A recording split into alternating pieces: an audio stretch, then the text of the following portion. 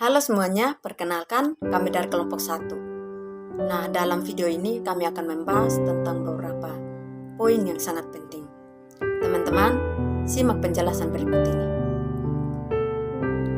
Poin yang pertama yang akan kami bahas adalah tentang jenis-jenis kasih. Di sini terdapat 4 jenis kasih, yaitu kasih yang pertama, kasih agape, yang kedua kasih phileo, yang ketiga kasih eros, dan yang keempat adalah kasih storge. Dan poin yang kedua adalah tentang sifat kasih.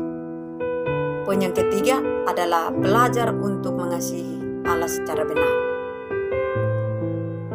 Kita masuk dalam latar belakang masalahnya.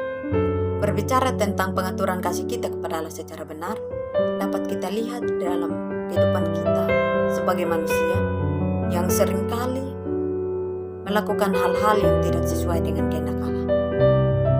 Contohnya, kita berdoa karena sedang menghadapi cobaan, atau kita pergi ke gereja bukan untuk bersekutu dan lebih mendekatkan diri kepada Allah, tetapi karena ikut-ikutan. Atau ada juga yang berdoa dan berpuasa karena ingin mendapatkan sesuatu daripada Tuhan. Di dalam kehidupan kita, tentu kita tahu yang namanya kata kasih. Semua orang pasti memiliki kasih, tetapi tidak semua orang dapat memberikan atau menunjukkan kasihnya itu kepada Allah secara benar. Allah adalah kasih. Ia rela memberikan anaknya yang tunggal sebagai ganti dosa kita. Tapi kita sebagai manusia tidak pernah memberikan kasih kita kepada Allah secara benar atau dengan setulus hati. Tetapi oleh karena itu, kasih yang kita miliki tidak akan berguna sekalipun.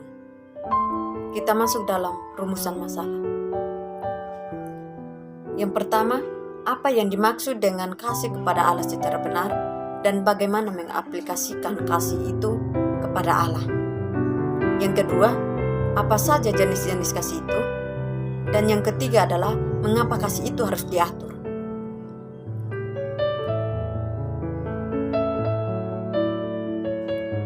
Tujuan penulisannya adalah agar kita dapat mengerti dan memahami tentang kasih kepada Allah secara benar. Dan kita dapat mengetahui makna dari kasih agape, kasih phileo, kasih eros, dan juga kasih storge. Pengaturan kasih kita kepada Allah secara benar. Sifat hakiki manusia adalah mengasihi dan mencari kasih. Inilah sebabnya Allah berulang kali memanggil kita kepada kasih-Nya. Alkitab juga dipenuhi oleh tak terhitung dengan pengajaran kasih ini. Ada beberapa contoh di dalam Alkitab tentang kasih. Seperti dalam kitab Imamat 19 ayat yang ke-18. Kasihilah sesamamu seperti dirimu sendiri. Lalu di Ulangan 6 ayat yang ke-5 dikatakan demikian. Kasihilah Tuhan Allahmu dengan segenap hatimu, dengan segenap jiwamu, dan dengan segenap kekuatanmu. Ini hanya sebagian kecil dari banyak bagian Alkitab yang menceritakan tentang kasih Allah. Untuk memperdalam pengertian kita kepada kasih Allah, kita harus mengetahui jenis-jenis kasih. Jenis-jenis kasih yang pertama itu adalah kasih agape.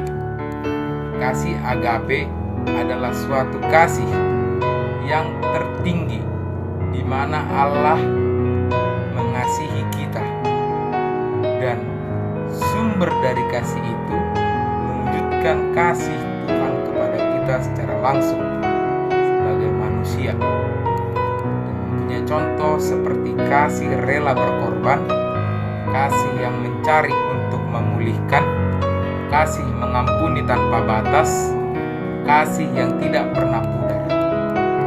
Lalu yang kedua itu adalah kasih phileo. Kasih phileo ini adalah kasih antara sahabat, teman, dan sesama manusia, atau kasih manusia kepada Tuhan. Contohnya, sekalipun kita mengasihi orang dengan membantu yang mengalami bencana alam tanpa pamrih dan tanpa syarat. Namun kebaikan tersebut hanyalah segelintir saja dari seluruh kebaikan yang dikerjakan, dan sering juga membantu kasih kita kepada sahabat. Kasih kita kepada sahabat juga bisa terputus akibat satu dan lain hal yang menyebabkan sehingga tidak kekal. Yang ketiga itu adalah kasih eros. Kasih eros adalah kasih yang bersumber pada daya tarik seksual pada jenis kelamin lain. Kasih eros ini lebih cenderung kepada nafsu. Pada prinsipnya, kasih eros ini baik, sebab Allah sendiri yang memberikannya. Tetapi kasih eros bisa menjadi sumber dosa apabila dilepaskan dari prinsip-prinsip iman kita kepada Allah. Yang keempat itu adalah kasih storge. Kasih storge ini menceritakan tentang cinta yang digambarkan oleh kata Yunani. Dan storge ini paling baik dipahami sebagai cinta keluarga. Ini adalah jenis ikatan yang paling mudah, yang secara alami terbentuk antara orang tua dan anak-anak, dan terkadang juga antara saudara kandung dalam rumah tangga yang sama. Selain kita mengetahui jenis-jenis kasih tadi, kita juga harus mengetahui sifat kasih. Sifat kasih seringkali didengar dan kita pahami seperti kasih itu murah hati, sabar, tidak cemburu, tidak memegahkan diri dan tidak sombong, dan tidak mencari keuntungan diri sendiri. Agustinus dari Hippo, mengasihi Allah dengan tubuh, akal budi, dan hati. Agustinus dari Hippo yang diambil dari bahasa Latin Aurelius Agustinus Hipponesis, yang dikenal juga dengan Santo Agustinus. Beliau merupakan seorang filsuf dan teolog Kristen yang dimana tulisan beliau sangat mempengaruhi pada perkembangan Kristen Barat dan juga filsafat Barat. Belajar mengasihi secara benar. Dalam karya penggantinya On Loving God, Bernard membuat kerangka tingkatan menuju kasih yang sempurna akan Allah. Ada 3 derajat kasih yang terhubung dengan 3 tingkat pengetahuan dan 4 yang jarang disadari, tetapi memberikan kita sekilas jengkukan kepada kasih kekal ilahi yang akan menikmati di surga kelak. Tingkat kedua adalah ketika kita belajar untuk Allah demi kepentingan kita. Pada tingkat ini, kita menyadari bahwa kita akan mati, maka kita mencari hidup kekal melalui Allah. Motivasi utamanya adalah mempertahankan diri, bukan kasih akan Allah, tetapi kita mengambil langkah-langkah penting ketika kita menyadari tujuan akhir kehidupan kita. Mengenal Yesus dan Yesus tersalib. Untuk ini melampaui pembagian antara Katolik, Protestan, Ortodoks, dan lain-lain. Berpikir bahwa devosi mistikanya diungkapkan dengan indah, positif, dan didasari semata-mata atas kasih Allah. Juga kasih itu merupakan sistisisme yang dimaksud untuk bersifat praktis. Puncaknya tercermin dalam nasihat akal sehat yang diberikan dalam bukunya, yaitu Step of Humility and Pride. Mengapa kasih itu harus diatur? Pengertian mengapa kasih itu harus diatur yaitu menurut pemahaman kelompok kami, supaya iman percaya kita semakin bertumbuh dengan benar. Refleksi dan respon tentang Blaise Pascal. Blaise Pascal mendapat sebuah pengalaman kasih Allah yang mengubah keseluruhan arah hidupnya. Pada saat dirinya hendak disalib, Blaise Pascal membaca dari ayat Yohanes pasal 17. Tiba-tiba ruang dipenuhi dengan kehadiran Kristus yang menyala-nyala sebagai kasih yang sempurna. Kemudian di atas kertas perkaminnya Pascal, ia menuliskan yaitu api. Kemudian Pascal menyatakan bahwa orang yang hidup dalam tatanan akal budi dan tidak belajar menggunakan akal budinya, dan akhirnya akan menumpuk keombongan yang membuatnya buta tentang wilayah yang mereka tidak tahu atau hanya tahu sedikit informasi. Kemudian pada tatanan hati, kita mengorientasikan kehendak kita kepada kehendak Allah. Ini memampukan kita untuk mengatur perhatian, akal budi, dan memuaskan kebutuhan jasmani tubuh kita secara benar. Kita harus menggunakan akal budi dan harus memuaskan tubuh. Tetapi tanpa pengaruh hati yang membawa dampak kelengkapan, kita dapat menciptakan suatu persekutuan dengan Allah. Kemudian lupa akan dunia dan segala sesuatu, kecuali Allah sukacita, tangisan kesukaan.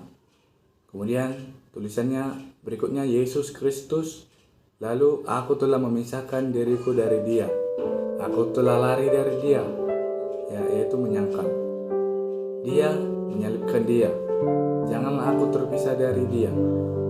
Kita telah berpegang padanya hanya melalui hal yang diajarkan dalam Injil. Penyangkalan diri total dan manis. Penundukan total kepada Yesus Kristus dan kepada pengarahku. Kekal dan kesukaan untuk satu pelatihan di bumi. Amin. Masuk pada pemahaman kelompok. Pengaturan kasih kepada Allah secara benar harus terus dikembangkan di dalam diri kita masing-masing dengan teratur agar menjadi intim dengan Allah. Sebab suatu kebiasaan yang baik akan menghasilkan buah yang baik juga. Karena segala sesuatu yang dilakukan berdasarkan kasih, maka akan terasa sempurna, sama seperti Allah mengasihi manusia dengan kasih yang tak tersyarat atau kasih agape, sehingga Ia rela mengorbankan anaknya yang tunggal sebagai pengganti untuk dosa manusia. Kasih Allah tetap dan tidak pernah berubah dari dulu, sekarang, sampai selama-lamanya, sebab Allah adalah kasih. Berbicara mengenai hal kasih dapat ditemukan juga di dalam diri manusia, sebab manusia mengasihi sesama. Sebab jika manusia mengasihi sesama, maka itu berarti bahwa manusia mengasihi Allah sebagai wujud yang nyata dari diri manusia atau kasih eros. Teman-teman, bila kita mengasihi dengan hati yang tulus, maka akan terasa damai. Tetapi jika kita mengasihi karena ingin mendapatkan sesuatu dari orang lain atau balasan dari orang lain, maka kasih itu tidak akan berguna, sekalipun bagi sesama. Teman-teman, selanjutnya kita masuk pada bab yang ketiga atau penutup. Jadi kesimpulannya, manusia perlu belajar mengasihi Allah dengan atau tanpa syarat seperti Allah mengasihi manusia. Namun, seringkali manusia salah mempraktikkan kasih kepada Allah, seperti bersyukur apabila manusia mendapatkan hal yang diinginkannya dan tidak bersyukur apabila sedang menghadapi tantangan atau cobaan. Tetapi yang sebenarnya adalah kita harus selalu bersyukur dalam segala hal dan dalam segala keadaan, baik itu hal baik ataupun hal buruk sekalipun. Kita harus tetap bersyukur. Karena dengan bersyukur, maka kita dapat menunjukkan atau menyatakan kasih kita kepada Allah dengan hal-hal sederhana